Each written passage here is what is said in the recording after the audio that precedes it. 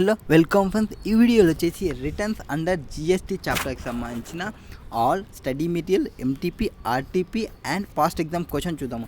వీటికి చూసే ముందు మనకి జిఎస్టీలో అమెండ్మెంట్స్ ఏమొచ్చినాయి అనేది తెలుసుకుంటే, సెక్షన్ 37కి సంబంధించి అంటే అవుట్వర్డ్ సప్లైస్ మీరు సప్లై చేయాలి కదా, వాటికి సంబంధించి ఒక అమెండ్మెంట్ ఉంది. సెక్షన్ 38 గురించి అంటే ఇన్వర్డ్ సప్లైకి సంబంధించి వాటిలో కూడా చేంజెస్ ఉంది. అండ్ సెక్షన్ 39 రిటర్న్స్ని ఫర్నిష్ చేయాలి, అందులో కూడా అమెండ్మెంట్ ఉంది. అండ్ నెక్స్ట్ ఒక ఈ యాన్యువల్ రిటర్న్ మనకి అప్ టు 2 crores వరకు మీరు జిఎస్టీ యాన్యువల్ రిటర్న్ని ఫైల్ చేయాల్సిన అవసరం లేదు. What is GST annual return? GSTR 9 and 9A for the financial year 21-22కి సంబంధించి మీరు రిటర్న్స్ని ఫైల్ చేయాల్సిన అవసరం లేదు.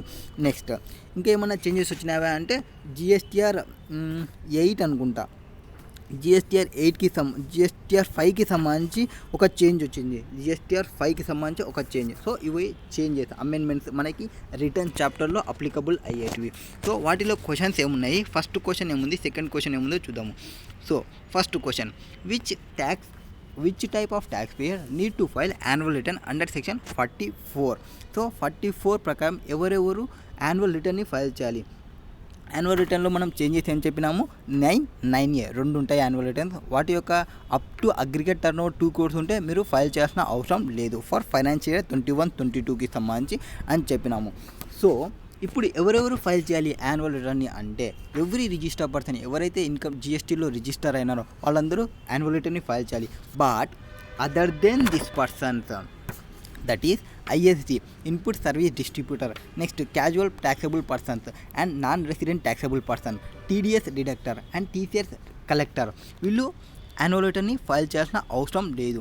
What is ISD? Input service distributor. ఎవరైతే ISD ఇన్పుట్ని తీసుకొని సర్వీస్ ప్రొవైడర్ నుంచి సర్వీస్ రిసిపియంట్కి డిస్ట్రిబ్యూట్ చేస్తారో వాళ్ళని ISD అంటాము. నెక్స్ట్ క్యాజువల్ ట్యాక్సబుల్ పర్సన్ అంటే ఒక స్టేట్లో అతనికి రిజిస్ట్రేషన్ ఉంది, ఇంకో స్టేట్లో కొన్ని రోజులే బిజినెస్ చేయాలనుకున్న పర్సన్ క్యాజువల్ ట్యాక్సబుల్ పర్సన్, ఆ పర్సన్ కానీ. Next non resident taxable person అంటే వేరే కంట్రీలో ఉండి ఈ కంట్రీలో కొన్ని రోజులు బిజినెస్ చేయాలనుకున్న person non resident taxable person, ఆ పర్సన్ కూడా చేయాల్సిన అవసరం లేదు. Next TDS deductors and TCS collectors, ఎవరైతే TDSని డిడక్ట్ చేస్తుంటారో వాళ్ళు అండ్ ఎవరైతే కలెక్ట్ చేస్తుంటారో వాళ్ళకి సంబంధించి వాళ్ళందరూ GSTR 9ని ఫైల్ చేయాల్సిన అవసరం లేదు. అండ్ 9A ఇంకోటి ఉంటుంది, GSTR 9A, that is composition scheme. Composition scheme అంటే ఎవరైతే ట్యాక్స్ రేట్ని తక్కువలో పే చేస్తారో, ఐటీసీని క్లెయిమ్ చేయరో వాళ్ళని కాంపోజిషన్ డీలర్స్ అంటారు. వాళ్ళు GSTR 9Aని ఫైల్ చేయాలి. సో 9ని అందరు నార్మల్ రిజిస్టర్ పర్సన్ ఫైల్ చేయాలి, other than some persons. And other than some పర్సన్స్లో ఎవరెవరు వస్తారో ISD, casual, non resident tax payer, TDS deductor and TCS collectors, వీళ్ళందరూ రారు. Next is annual return under section 44 and final return 1 and the same. Annual return, final return రెండు ఒకటేనా అంటే రెండు ఒకటి కాదు. యాన్యువల్ రిటర్న్ అంటే ఏమి, నేను ఇప్పుడే చెప్పినాను, GSTR 9 and 9A up to 2 crores వరకు ఎగ్జామ్టెడ్, అబౌట్ 2 crores ఉన్న వాళ్ళు ఫైల్ చేయాలి. నెక్స్ట్ ఫైనల్ రిటర్న్ ఎవరు ఫైల్ చేస్తారు? ఎవరైతే ఫైనల్గా వాళ్ళ బిజినెస్ని క్లోజ్ చేయాలనుకుంటున్నారో, ఆర్ ఫైనల్గా ఎవరైతే వాళ్ళ బిజినెస్ని క్లోజ్ చేసినారో, ఆర్ ఎవరైతే క్యాన్సిలేషన్ అయ్యిందో వాళ్ళు ఫైనల్ రిటర్న్ని ఫైల్ చేయాలి. So no, annual return has to be filed by every register person paying tax as normal tax payer with certain exceptions పైననే చెప్పినాము. ఎవరు? Casual taxable person, ISD, non resident tax payer, TDS deductor, TCS collectors. Next final return has to be filed only by those register person who have applied for cancellation of registration. ఎవరైతే apply చేసుకున్నారో అంటే అతనే ఓన్గా apply చేసుకున్నా, are ఎవరైతే person అంటే cancellation order వచ్చిందో ఆ పర్సన్ కానీ అక్కడ నుంచి వితిన్ 3 months లోపల, within 3 months from the application date of cancellation or order of cancellation, whichever is later. So whichever is later తీసుకోవాలి. Next do ISD distributor need to file separate statement of outward supplies with their returns? No, ఇతను ఒక return file చేసుకుంటే చాలు. ISD means input service distributor. No, the ISD need to file only GSTR 6 file చేస్తే చాలు, only GSTR 6. And then return has to be detail. ఆ రిటర్న్లో ఏముంటాయి? Credits ఏం రిసీవ్ చేసుకున్నారు, ఎవరి నుంచి, సర్వీస్ ప్రొవైడర్ నుంచి. అండ్ క్రెడిట్ని ఏం డిస్ట్రిబ్యూట్ చేస్తున్నారు, బై దెమ్ టు ద రిసిపియంట్స్కి సంబంధించి యూనిట్స్కి. Since their returns itself cover the aspects, there is no requirement to file separate statement of outward supply. Separate statement ఏమి చేయాల్సిన అవసరం లేదు. సర్వీస్ ప్రొవైడర్స్ నుంచి ఎంత తీసుకున్నాము అంటే హెడ్ ఆఫీస్ నుంచి ఎంత తీసుకుంటున్నాము, ఎంత వచ్చింది, అండ్ ఎంత బ్రాంచెస్కి ట్రాన్స్ఫర్ చేస్తున్నాము, అది GSTR 6లో ప్రొవైడ్ చేస్తే చాలు. Next, is it compulsory for tax payer to file written by himself అంటే అతనే ఫైల్ చేయాలా, ఎవరు GSTని వాళ్ళే ఫైల్ చేయాలంటే నో. GST రిటర్న్ ఎవరైనా ఫైల్ చేయొచ్చు. అంటే GST returns register can also get is return filed through GST practitioner. Goods and GST practitioner అనే వాళ్ళు ఉంటారు, వాళ్ళన్నా ఫైల్ చేస్తారు. కానీ బయట వచ్చేసి అందరూ ఇష్టం వచ్చిన వాళ్ళు ఫైల్ చేసుకుంటారు, ఎవరికైతే GST నాలెడ్జ్ ఉందో వాళ్ళు. బట్ మనకి మార్క్స్ రావాలి కాబట్టి GSTPతో చేసుకోవాలని చెప్పాలి. Next, mister Anand Kumar a regular tax payer filed GSTR 1 for the month of August before due date later in the month of February next year. He discovered error in the GSTR 1 of the month August already filed and wants to revise it. So ఒక person ఉన్నాడు, ఆనంద్ అనే person GST August మంత్లో GSTR 1లో ఒక mistake చేసినాడు. ఆ మిస్టేక్ని next year ఫిబ్రవరిలో identify చేసినాడు. ఇప్పుడు అతను ఏమనుకుంటున్నాడు, ఆ GSTR 1ని ఆల్రెడీ ఫైల్ చేసినాన్ని రివైజ్ చేయాలి అనుకుంటున్నాడు. రివైజ్ చేయడానికి వస్తుందా రాదా అనేది first question. So the mechanism for filing revised return for any correction of errors or omissions not available.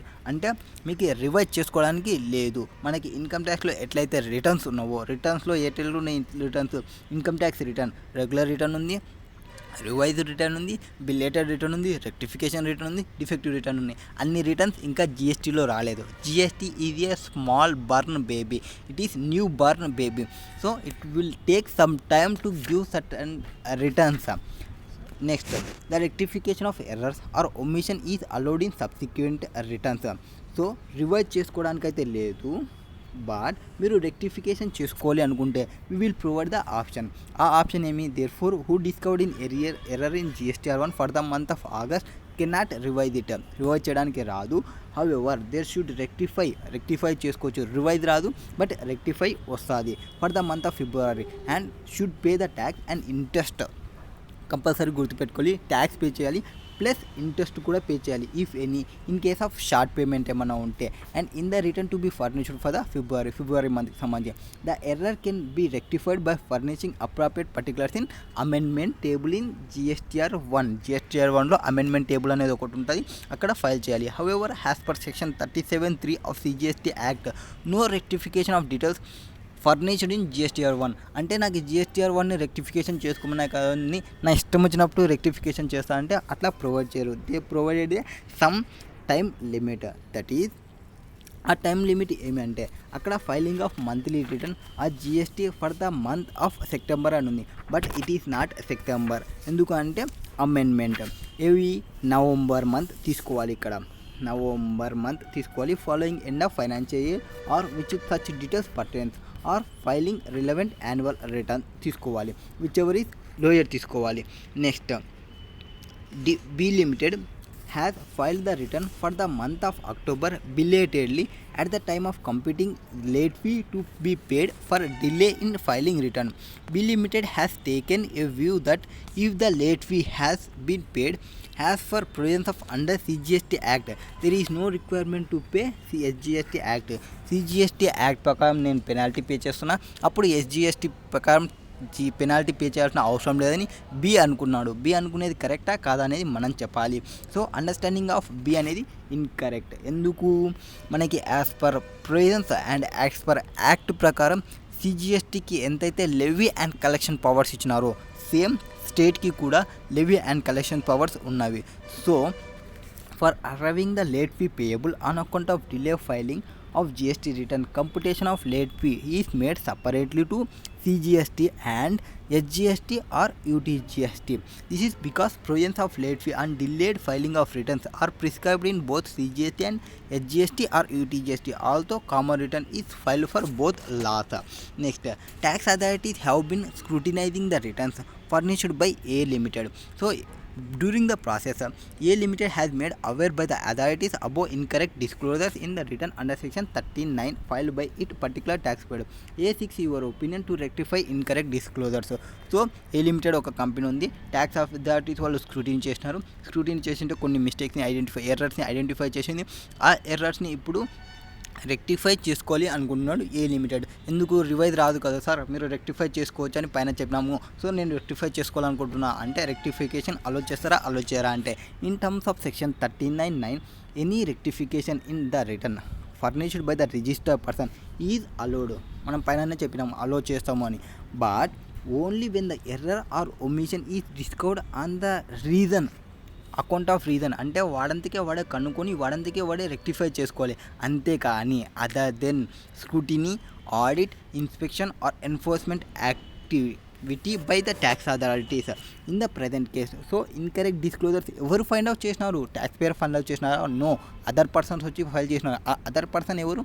Tax authority వాళ్ళు ఫైండ్ అవుట్ చేసినారు. వాళ్ళు ఫైండ్ అవుట్ చేసిన తర్వాత వీళ్ళేమి రెక్టిఫికేషన్ చేసేది, వాళ్ళే వచ్చి పెనాల్టీస్, ఇంట్రెస్ట్ అన్నీ కలెక్ట్ చేసుకుంటారు. Incorrect disclosure has been highlighted to A Limited by tax authority during the process scrutiny and rectification. Incorrect disclosure cannot made by A Limited on its own. Next, A Limited has applied for cancellation of GST registration in the month of March. The consultant of A Limited has suggested to furnish the final return in the month of September. He has advised the company that final return need to be furnished before due date of furnishing the return for the month of September of the subsequent financial year or before furnishing annual return. ఇక్కడ మనకి September కాదు, year month change అవుతుంది. Whichever is lower. However judicial authorities have at not passed the order of cancellation due to reason. So ఇతను ఏం file చేయాలనుకుంటున్నాడు? Cancel అయింది registration, so final రిటర్న్ని file చేయాలనుకుంటున్నాడు. ఫైనల్ రిటర్న్ని ఫైల్ చేయాలంటే మనకున్న టైం ఏమి, ఇది సంబంధం లేదు. సో ఫైనల్ రిటర్న్ని ఫైల్ చేయడానికి మనకున్న టైం ఏమి అంటే ఎప్పుడైతే మనం క్యాన్సిలేషన్ వస్తుందో ఆర్ క్యాన్సిలేషన్ ఆర్డర్ అవుతుందో ఆర్ క్యాన్సిలేషన్ ఆర్డర్ వస్తుందో విచ్ ఎవర్ ఈజ్ లేటర్ తీసుకోవాలి. వీళ్ళు ఏం చెప్తున్నారు? విచ్ ఎవర్ ఈజ్ లేటర్ చెప్తున్నారా, బిఫోర్ అంటున్నాడు. అంటే విచ్ ఎవర్ ఈజ్ ఎర్లియర్ మాదిరి వాళ్ళు చెప్తున్నారు. Whichever is lower earlier కాదు, విచ్ ఎవర్ ఈజ్ లేటర్ తీసుకోవాలి. సో అతను incorrect. No, the advice of consultant is not correct. Consultant బయట ఇచ్చే కన్సల్టెంట్ అంతా నాట్ కరెక్ట్ చెప్పడం లేదు. In terms of section 45 read with rule 81 every registered person who is required to furnish GSTR 3B and who registration has been cancel is required to file final return within 3 months. ఎక్కడి నుంచి? From the date cancellation order నుంచి. Whichever is later తీసుకోవాలి for 3 months. Next, in the given case registration of the company has not been cancel, registration ఇంకా cancel కాలేదు. Therefore requirement of filing final return will arise only when registration of the company gets cancel అయ్యేంత వరకు silent ఉండండి. Cancel అయినాక with in 3 monthsలో మీరు final రిటర్న్ని submit చేసి Ram. Next, XYZ has deducted TDS for the consideration payable to A Limited for suppliers made by it.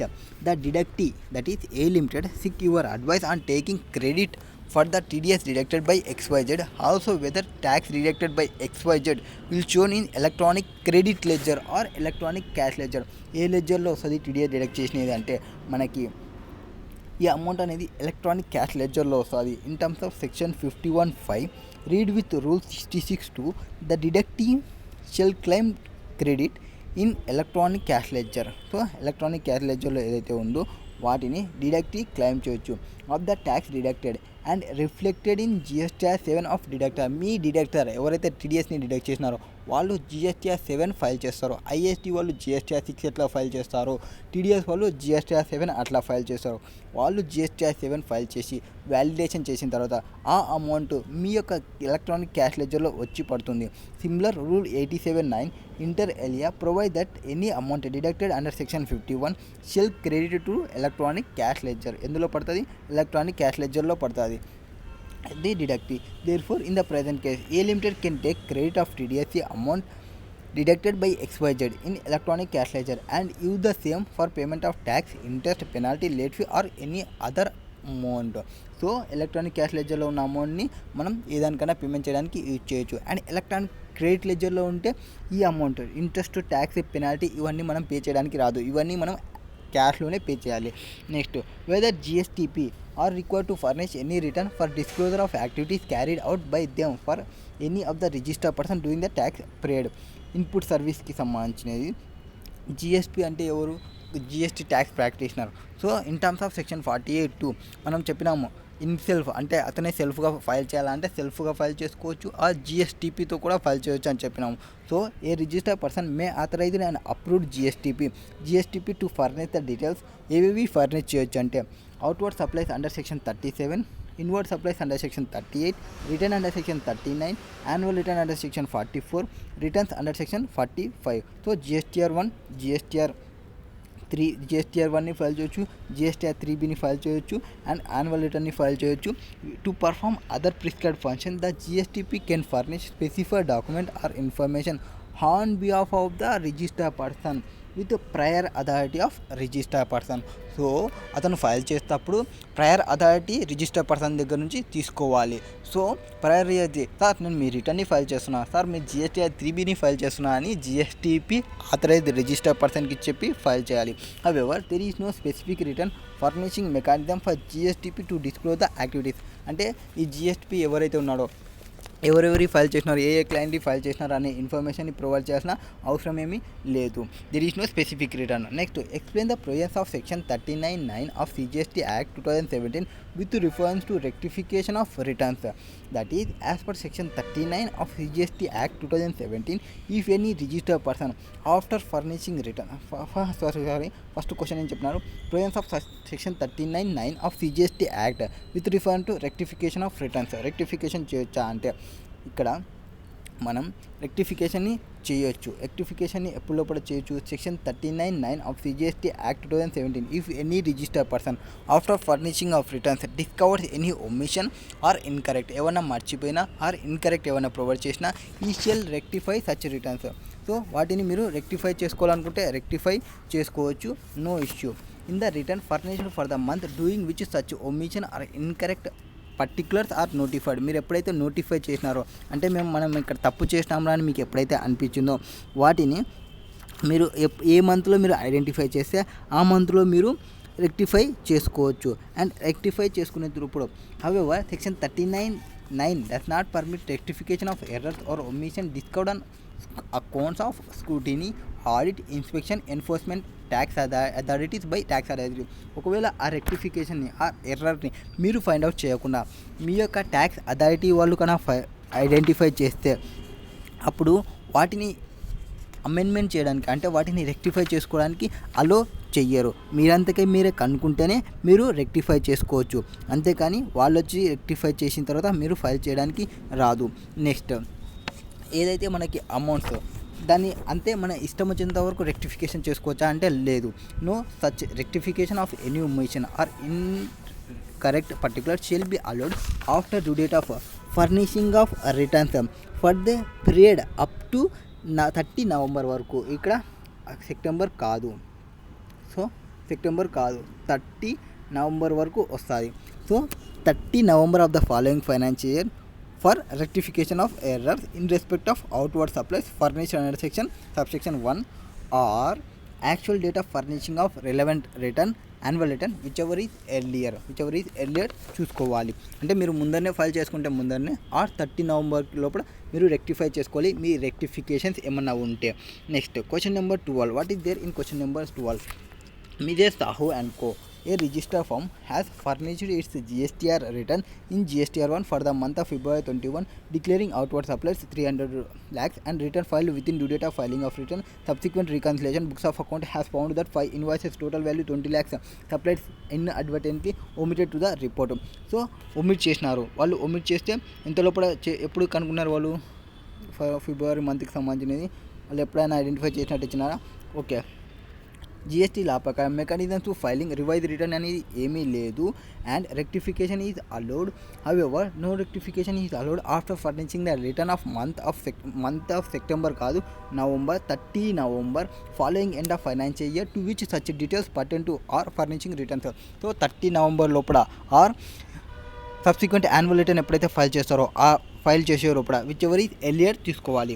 Next omission చూసుకుంటే next any rectification will be allowed only with in prescribed period has mention above. Next mister X A regular tax payer did not make any taxable supplies during the month of July is required to file any goods and service tax returns, GST return.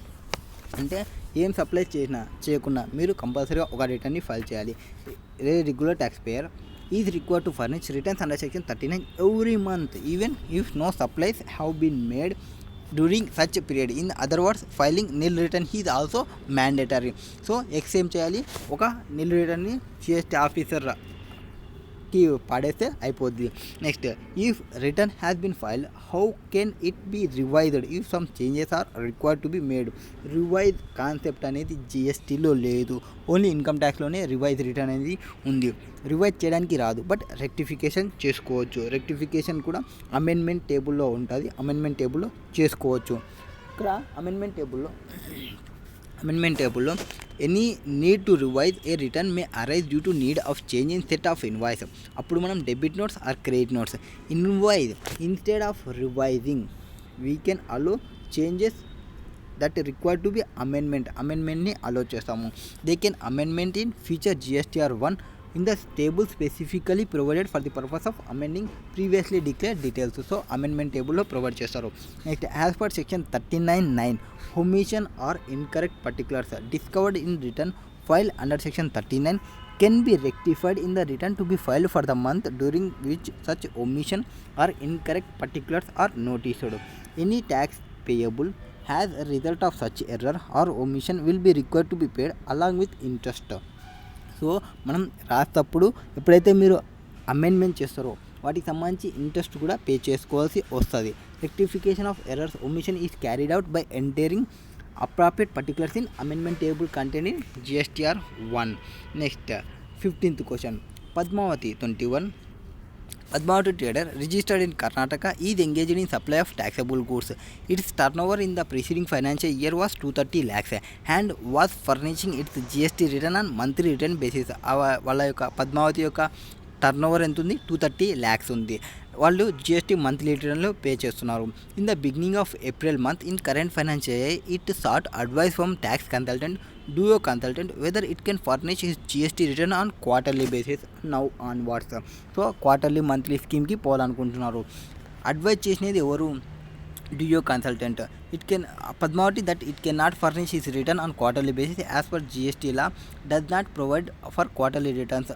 So client అడిగితే వీళ్ళు రాదని చెప్తున్నారు. Discuss the technical veracity of advice given by duo consultant. No, advice given by duo consultant is not valid. So consultant మీకు రాదని చెప్పినాడు. With effect from 1/1/21. So with effect from 1/1/21 a quarterly return has been introduced. అంటే ఇక్కడ consultant కంటే క్లయింట్లు బాగా అప్డేట్లో ఉన్నారు. Under GST law where payment of tax is to be made on monthly basis. So monthly బేసిస్లో చేయొచ్చు. పేమెంట్ ఆఫ్ మంత్లీ బేసిస్లో ఉన్నప్పుడు the scheme is known has quarterly return monthly payment scheme, QRMP scheme. అంటే మీరు రిటర్న్ని quarterly వేయండి, but payment అనేది monthly pay చేయండి. The scheme has been introduced has trade facilitation measure and in order to further easy the process of doing business it is an optional return filing scheme introduced for small tax payers having aggregate turnover, that is వాళ్ళ యొక్క PAN based up to 5 crores ఉంటే in the preceding financial year to furnish their form GSTR 1 and GSTR 3B on quarterly return basis while paying their tax on monthly basis through simple challan. రిటర్న్ని అంటే GSTR 1ని GSTR 3Bని మీరు quarterly ఎప్పుడైనా file చేసుకోండి, but వాటికి సంబంధించిన tax amount మంత్లీలో pay చేయండి simple చలాన్తో. The tax payer need to file only 4 that is GSTR 3B returns instead of 12 GSTS. అంటే మంత్లీ 12 రిటర్న్స్ వేసే బదులు 4 క్వార్టర్స్కి 4 రిటర్న్స్ మాత్రమే వేయండి. అండ్ సేమ్ GSTR 1 కూడా 4 రిటర్న్సే వేస్తాము. దట్ ఈస్ IFF స్కీమ్ని యూజ్ చేసి. IFF స్కీమ్స్ ఎందుకు, మన యొక్క రిసిపియంట్స్ ఉంటారు కదా, వాళ్ళకి మన యొక్క ఇన్వాయిసెస్ చూపించడం కోసం ఇన్వాయిస్ ఫైలింగ్ ఫెసిలిటీని ప్రొవైడ్ చేసినారు. నెక్స్ట్, ఆప్టింగ్ QRMP స్కీమ్ ఈ GST in voice. Next distinct person can avail QRMP scheme. ఎవరికి అప్లికబుల్ అవుతుంది ఈ క్యూఆర్ఎంపీ అంటే 1 or more GST. It implies that some GST for pan can opt for QRMP scheme and remaining GST may not opt for the said scheme. Like composition scheme అనుకోండి. Composition scheme కొన్ని రిజిస్ట్రేషన్కి composition, కొన్నిటికి normal అట్లా తీసుకోవడానికి రాదు. తీసుకుంటే టోటల్గా composition తీసుకోండి లేదా టోటల్గా నార్మల్ తీసుకోండి అని చెప్తుంది. బట్ ఇక్కడ క్యూఆర్ఎంపీ ఏం చెప్తా అంటే కొన్ని రిజిస్ట్రేషన్కి క్యూఆర్ఎంపీ తీసుకోవచ్చు, కొన్ని రిజిస్ట్రేషన్కి క్యూఆర్ఎంపీ తీసుకోవాల్సిన అవసరం లేదనుకుంటే తీసుకోవాల్సిన అవసరం లేదు. Since aggregate turnover of Padmavathi traders does not exceed 5 crores in the preceding financial year, it is eligible for furnishing the return on quarterly basis till the time its turnover in the current financial year does not exceed 5 crores. So 5 crores exceed కాకుంటే వాళ్ళ యొక్క turn over ప్రీసీడింగ్ financial ఇయర్లో are current financial ఇయర్లో కూడా 5 crores exceed కాకుంటే వాళ్ళు QRMP స్కీమ్ని తీసుకోవచ్చు. In case it aggregate turnover crosses 5 crores during a quarter in current financial year, it shall no longer be eligible for furnishing of returns on quarterly basis for the first month of succeeding quarter and need to opt furnishing of returns on monthly basis. ఒకవేళ వాళ్ళు quarterly return file చేయకూడదు, మంత్లీకి రావాలనుకుంటే మంత్లీలోకి మళ్ళీ convert చేసుకోవచ్చు. Electronical on the common portal for the first month of the quarter succeeding quarter during which aggregate turnover exceeds. ఎప్పుడైతే వాళ్ళ యొక్క turn over 5 crores exceed అయితే అప్పుడు మంత్లీలోకి వచ్చేస్తారో. దట్ ఈస్ రిటర్న్స్కి సంబంధించి. Okay, completed.